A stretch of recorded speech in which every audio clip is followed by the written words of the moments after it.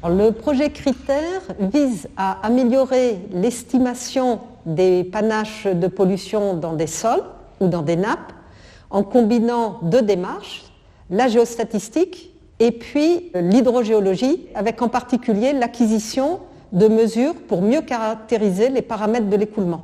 Et quand est arrivé l'appel à projet, nous avons imaginé appliquer cette méthode au contexte de la radioactivité dans les sols au moment du démantèlement des installations.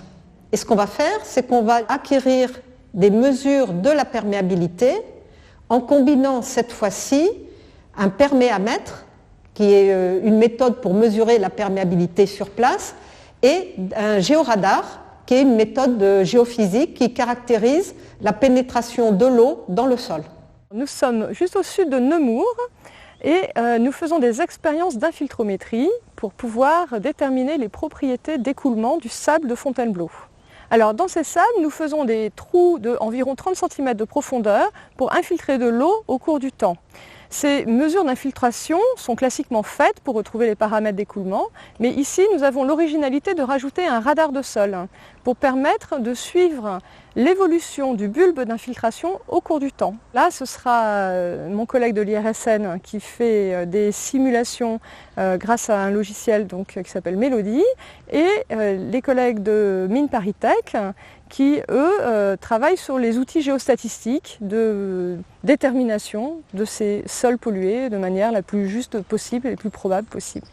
L'originalité du projet Critère réside dans le double aspect, d'un côté expérimental, avec l'acquisition de mesures de terrain de la perméabilité, et d'autre part méthodologique, avec une modélisation mathématique assez poussée, combinant l'hydrogéologie et la géostatistique.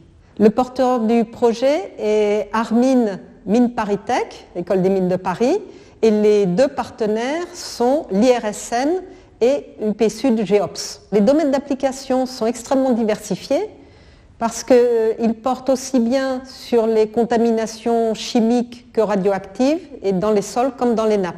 On peut aussi imaginer des applications, par exemple, en qualité de l'air.